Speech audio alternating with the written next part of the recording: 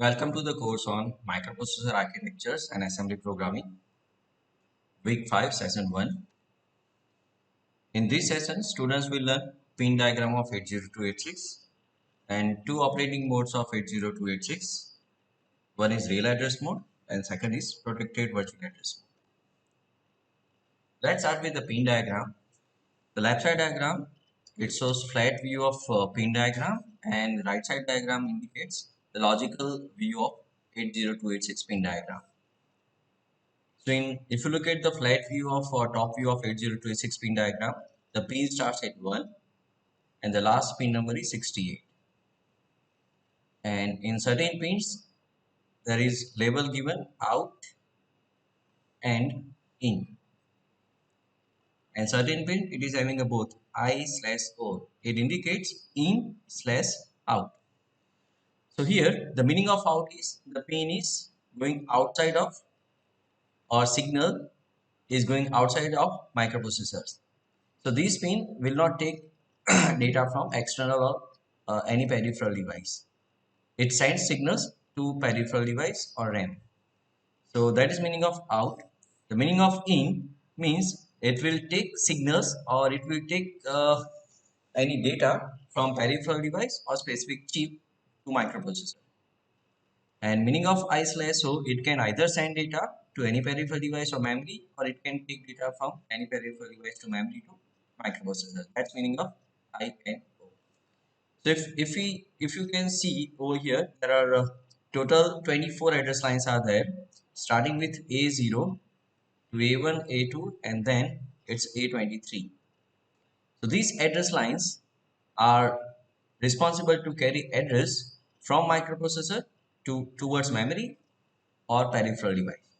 So it is out pins only because it takes data or it transfers data from microprocessor to memory or peripheral device. So if you look at the logical view of 80286, it is mentioned over here. These are the A0 to A23 address lines are here. So consider this arrow indicates there are 24 address lines are there. There are also data lines available in 80286, so which starts from D0 to D15. So 16 number of data lines are available in 8086. That is mentioned over here in logical view. It is mentioned over here D0 to D15. These two arrow indicate it's a bidirectional, means it works as I/O. It can take data into 80286 microprocessor, or it can transfer data from 80286 microprocessor. So whenever 8086 wants to take data from memory or peripheral device, it will execute instruction in such a way that the peripheral device or the memory will take transfer data on D0 to D15. Over here, it gives facility. There are two groups of memory lines, D0 to D7 and D8 to D15. So facility is given by this BHI pin, bus high enable pin, BHE. You can transfer data on higher order of data pins only, such that D8 to D15.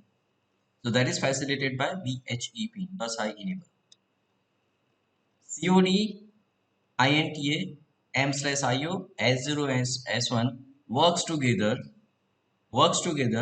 to transfer the bus cycles of memory, input output, or interrupts. So that's the meaning of these four pins. If peripheral device is ready to transfer data, it informs 80286 by this ready pin. And 80286 wants that at this point of time nobody can gain the control of buses, so it raises this lock signal. This clock pulse is given to 80286. This clock signal, it is available, it is coming from the chip, that is IC, integrated chip. So from integrated chip, the 80286 receives clock pulse, and with reference to that clock pulse, all the operations of 80286 will be performed. This hold and hold acknowledgement, that is with respect to external peripheral device which wants to hold data, and it gives acknowledgement of holding of data. Holding in the sense transferring of data. These four pins indicates that if 80286 is connected to the coprocessor of 80286, might be the specialized math processor that acts as a coprocessor over here. So this PEREQ, that's a processor extension request, and this is PEACK, processor extension acknowledgement. So if processor extension request wants to transfer data, it will resist this ping, and upon receiving 80286, when it becomes free, it sends PEACK that I am ready to consume data. Busy and error, it is given by the external coprocessor. That's external coprocessor is busy or external processor is having error. Please raise the interrupt. This interrupt pin is connected to the peripheral devices, which interrupts 80286, which indicates the peripheral device is ready to transfer data. NMI is a non-maskable interrupts. So the peripheral device which are non-masked, that's connected to NMI pin, and this reset pin will reset the 80286 such that it will restart 80286 processor. These two pins are related to ground. They are ground. They are grounded, plus 5 volt and minus 5 volt. Let's see how the 80286 and memory and peripherals are connected to each other. This is just illusion. It's not real how they are connected. For sake of simplicity, I am avoiding certain interfaces, but students has to pay attention over here how the memory and peripheral devices are connected to each other for just sake of simplicity. Let's say this is a RAM. This is RAM chip. Then we may have a peripheral devices like a keyboard. We may have a mouse and printer.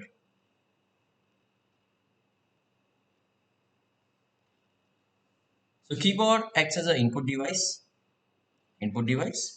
Mouse acts as input device.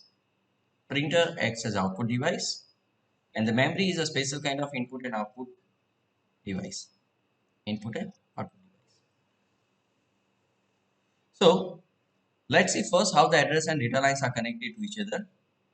So address lines are spanned over here. Data lines are also spanned over here.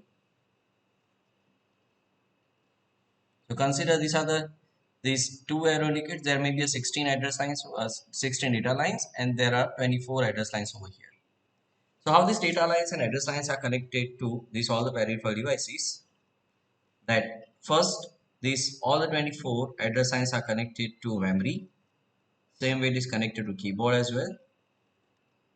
It is connected to mouse. It is connected to printer. Mind you, over here, this A0 to A23, all these pins are connected to all these peripheral device. So if you transfer any combinations of zeros and ones over here on these 23 pins, it goes 24 pins, it goes to either keyboard, mouse, printer, and RAM as well. So over here, before that, there has to be some activator circuit over here which activates specific device. And how is it gets activated? Each and every peripheral device, keyboard, mouse, printer, including RAM, they will be given an address range. So keyboard will have a single address, mouse will have a single address, the printer will have a single address, but RAM will have an address range. So maybe you can consider address 0 is given to keyboard, address 1 is given to mouse, address 2 is given to printer, and address 3 to end of the memory is given to RAM. So if address line carries 0, so this keyboard will be selected. If address carries 1, the mouse will be selected to transfer data. If address line carries 2, the printer will be selected.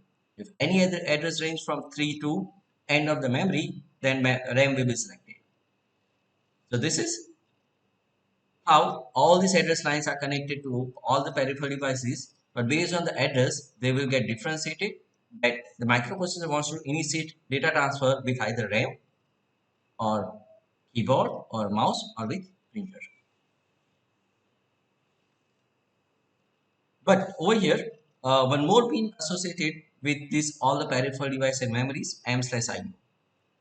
M/IO bar, M/IO bar, it indicates that memory is active high. If the pin goes high, the memory will be selected, and IO bar means if the this pin is low, the peripheral device will be selected.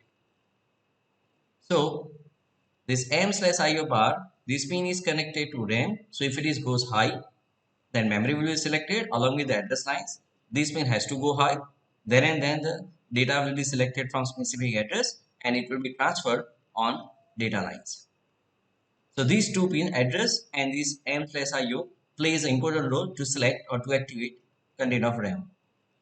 If IO this pin is low, it indicates IO operation. So all this peripheral device gets activated, but anyone will be selected to transfer data based on this address. Based on this address, if address is 1, if mouse will be selected and IO has to be low, mouse will be selected and the data will be transferred, means coordinates of location, mouse pad will be transferred over data lines, and from data line it goes to 80286 microprocessor.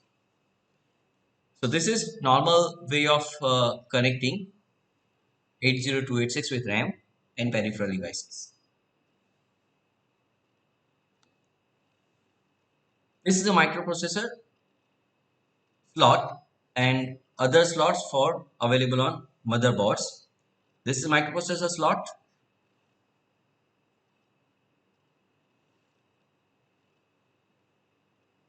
We may consider the North bridge available over here. We may consider this is a South bridge. These are the RAM slots. These are the ID slots for hard disk drive. These are PCI slots. ISA and PCI slots. These are the ISA slots and white ones are PCI slots. This is small battery which provides power to the BIOS of this motherboard. So what is importance of this North bridge, South bridge and all these peripheral device? In normal Intel architecture, when it had started 80286, the architecture was like this. The processor it is on the top.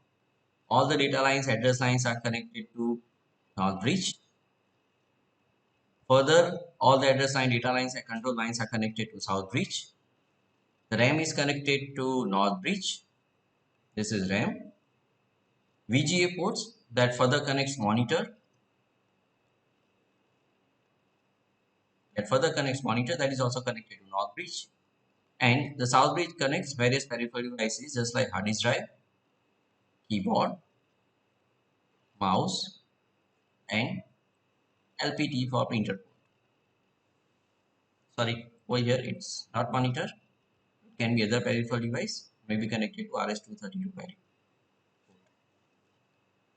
So this North bridge is nothing but one chip. So South bridge is also a chip IC integrated circuit that provides connectivity among all these peripheral devices or with microprocessor. So if we take a reference of this diagram, this you can see over here there are lines over here on the motherboard which connects this North bridge. North bridge is further connected to all these RAM slots, and this North bridge will be connected to South bridge, and South bridge is connected to all these IO ports just like ID ports, ISA ports, PCI slots, as well as all these ports. It's audio port, printer port, keyboard and mouse ports. In older days, there was DIN ports and PS2 ports were used for keyboard and mouse connections. So all these peripheral devices are connected to South bridge. The North bridge is connected to VGA. This is a LPT port. On below LPT port, you will find this one. The blue one is VGA port. So North bridge is connected to VGA port. North bridge is connected to VGA port. Over here there is a VGA port. This is LPT port, printer port. So why they develop this kind of architecture? So processor has to send data continuously to the monitor to project the characters or any animation in terms of videos or any image. So it is connected to North bridge. So processor can frequently send data from processor to NOR bridge to VGA. Same way, processor will execute everything which is available into memory, so it is connected to NOR bridge. So frequently accessed peripheral device like RAM and VGA, although the RAM is input and output and the VGA is only output, they are connected to NOR bridge. Slower peripheral devices which are connected to South bridge. So slow peripheral devices will transfer data from hard disk drive to South bridge to North bridge to RAM, and the processor will access the data from. Let's say if exe file is stored into hard disk drive, so when the user double clicks on exe file which is stored into some folder of hard disk drive, first it will be transferred into South bridge by means of address lines and data lines or some communication lines. From South bridge it will be transferred to North bridge, and North bridge it will be transferred to RAM. And in RAM, it occupies various address space, just like core segment, data segment, stack segment, and extra segment. These are the various address space will be occupied by a test.exe file into RAM. Over here, when it is test.exe, it is in hard disk drive. It just contains core segment or text. Current era, it is known as text, but in older era or 8086 perspective, it is known as core segment.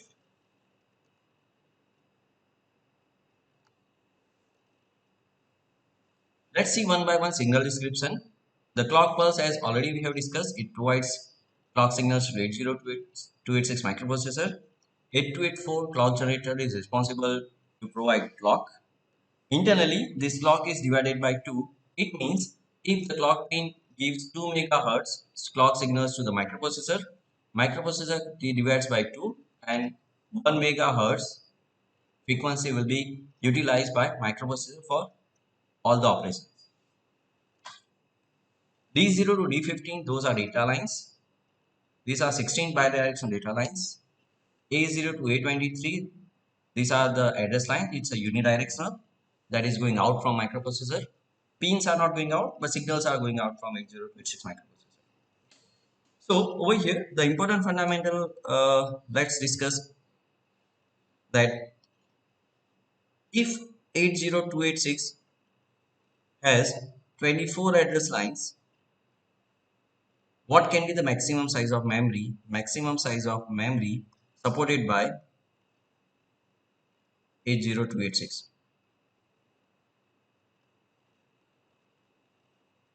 How to find out? So normally, as we discuss in the memory chapter, that before memory there is a decoder available, decoder which connects each and every registers of memory, and there has to be some pins over here. So relation between in and out pins itself, if it is having n pins, so there will be 2 raised to n output pins. So over here we can consider this n is nothing but address lines, number of address lines. So in 80286 number of address lines are 24. So if it goes as an input to the decoder will have a 2 raised to 24 number of output pins which selects each and every register of this, or it is associated with each and every registers of this memory. So maximum 2 raised to 24, 2 raised to 24 lines are available from output from decoder. So 2 raised to 24 is nothing but 2 raised to 10 into 2 raised to 10 into 2 raised to 4. 2 raised to 4 equal to 16. 2 raised to 10 equal to 1 kb. Again 2 raised to 10 equal to 1 kb. So 1 kb equal to 2 raised to 20, or it's a 1 MB. 16 into 1 MB equal to 16 MB. So maximum size of memory separated by 80286 is 16 MB. Bus high enable, we already discussed that this pin is responsible that it indicates that the data on D8 to D15s are valid data. Whatever data on D0 to D7 pins, they are not valid data. S0, S1, BHE, M and IO. This is M and IO slash bar, IO bar. So that we already discussed. These S1, S1, S0, M slash IO, and COD and interrupt pin will work together to initiate interrupt bus cycle or data bus cycle. Bus cycle is nothing but if any transfer is taking place from memory to microprocessor or microprocessor to memory, it starts clearing all the operations and it initiates bus cycle. The lock pin is active low output pin. Its out pin is used to prevent others masters from gaining the control of the buses. Ready pin is active low input pin is used to insert wait states in a bus cycle for interfacing low speed peripheral device. So whenever the low speed peripheral device is ready to transfer data, it will raise this ready pin, its active low, so it will give the negative pulse or low pulse on this ready pin. So 80286 microprocessor comes to know that the slow peripheral devices is ready to transfer data. Now let's see, before going ahead on 80286 real address mode and protected virtual address mode, how the 8085 and 80286 are different with respect to execution of any program. So this is 8085 microprocessor kit. 8085 microprocessor is available over here. These are the keyboard interface. It's a 7-segment LED, and there are other tips for interfacing all these peripheral devices and say 7-segment LED. Peripheral in the sense this acts in early days. This keyboard and 7-segment LED acting as a peripheral device. So in 8085, if I want to execute any exe, so what the user does, user writes a program in a C language. No, user does not write a program in a C language. User writes a language in hexadecimal language. So that hexadecimal language can be understood by 8085 easily. So user is having a burden to convert higher level language to lower level language. So user acts as a compiler. Over here, the user will be given a burden to convert or to write a program straight away into hexadecimal format. So hexadecimal sequence may be 0E, 5E, 2, 7, 3E. So those are hexadecimal instructions and which may be located starting from 2000, 2001, 2002 and so on. User has to enter this 0E at 2000 location. So user has to go to the memory location pointed by this LED, the 4 LED segments. It has to set to 2000 and then user has to enter OE in these segments. So these numeric keys and these hexadecimal keys will help users to enter 0E at 2000 memory location. Subsequently, user can add to the 5E. User can enter 5E at 2001 location, 27 at 2002 location, 3E at 2003 location. Once all these instructions are fed into this 8085 kit, the user will hit EXEC button which is available in this keypad and the program will start execution from location 2000. It brings one by one instruction from memory to microprocessor and it executes instructions. To facilitate this, 8085 is having certain set of registers. This is illustration or diagram or connectivity between RAM and microprocessor 8085. So 8085 is having certain registers that is known as PC and one more register that IR. Other registers are available in 8085 but for sake of simplicity, we'll take only 2 registers for discussion over here. So the next is 8085 and RAM is connected by address lines as well as data lines and certain control lines. I'm avoiding control lines over here. Control lines are read and write pin and memory and IO pin. So if user wants to execute any programs, this program starts at 2000 location, the PC has to be initialized by 2000. Then using common bus, this value of PC will be transferred to this address line. So address line now carries 2000.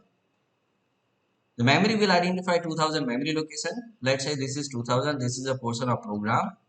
This is 2000 memory location. And from 2000 memory location, it transfers 0E which is stored over here on data line. So data line carries right now 0E.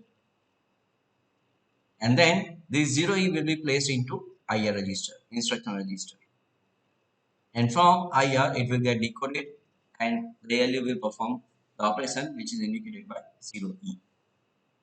We are not going to discuss how it gets executed in ALU, but let's go ahead. While this micro 8085 executes IR instruction, the PC gets incremented by 1. Now PC, the value of PC becomes 2001. So 2001 will be placed on address lines. From address line it goes to memory. From memory, the instruction which is stored at 2000 memory location will be transferred on data lines, and from data line it will be transferred into IR. So 5E is stored at 2001, and then the 5E gets recorded by decoder.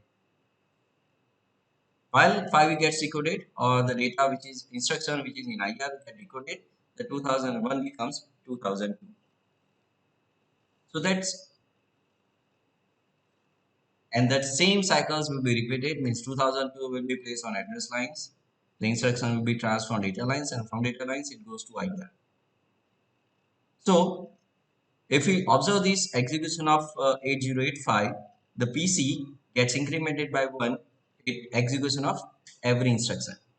So PC points address of the next instruction. So it's a very easier way of execution of any program. But what is a prerequisite? Prerequisite is that all the instruction has to be stored in a sequential manner. It is not like that the first instruction may be stored at 2000 and the next instruction may be stored at 3001. It has to be stored after 2000. So it's nothing but it's a 2001. So the prerequisite over here is all the instruction has to be stored in sequential manner.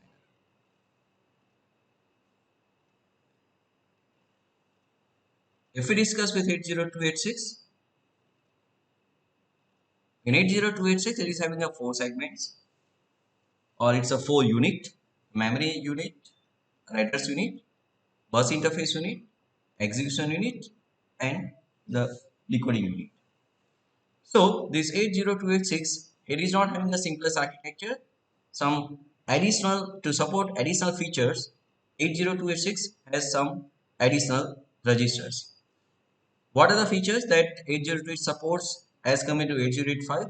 8085 is a uniprocessor system and it's a single tasking system. It can execute one task at a time or single process at a time. ST or SP, single process, uniprocess. Over here, it supports to support multi-user and multitasking. This is single user. To support multi-user and multitasking, the internal architecture of 8085 has been changed, and now instead of this PC and IR, it is having a 4 sets of registers. Those are known as CSR, code segment register, data segment register, extra segment register, ESR, and last one is stack segment register. So over here,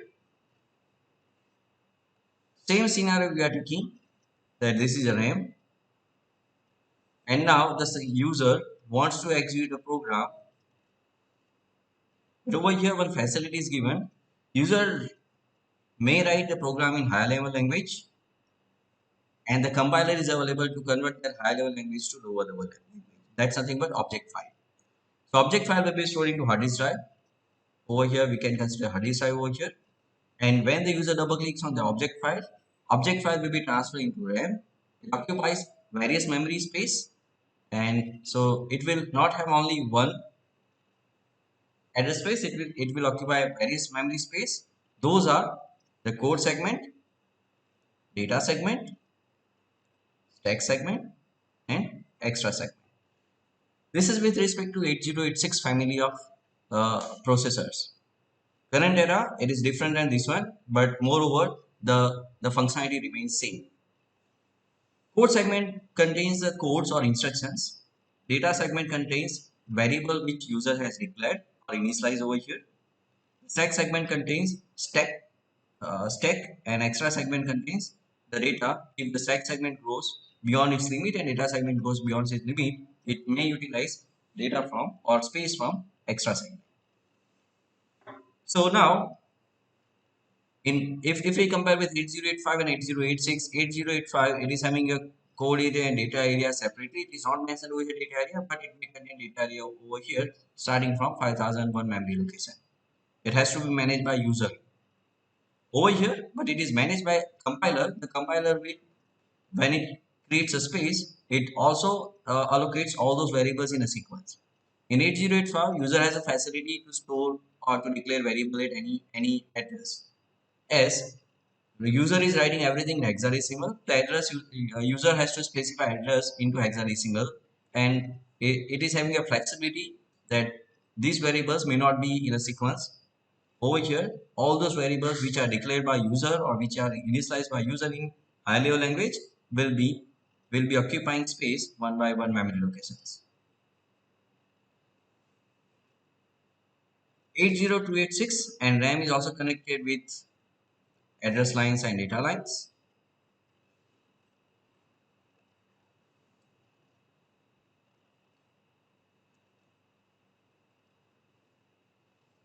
And let's say the starting address of core segment is same as 2000 memory address. So if user or 80286, not user, 80286 wants to execute instruction which is stored at 2000 memory location, the 2000 has to be placed into a address line. For that, there has to be some operation, there has to be some register which points 2000. So CSR register, code segment register, holds base address of base address of core segment.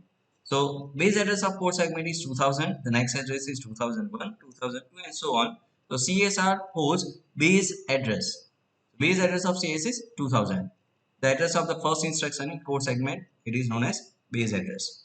Then CSR also takes one register, or 808286 is having one register that is known as instruction pointer. So this instruction pointer works as offset within a core segment.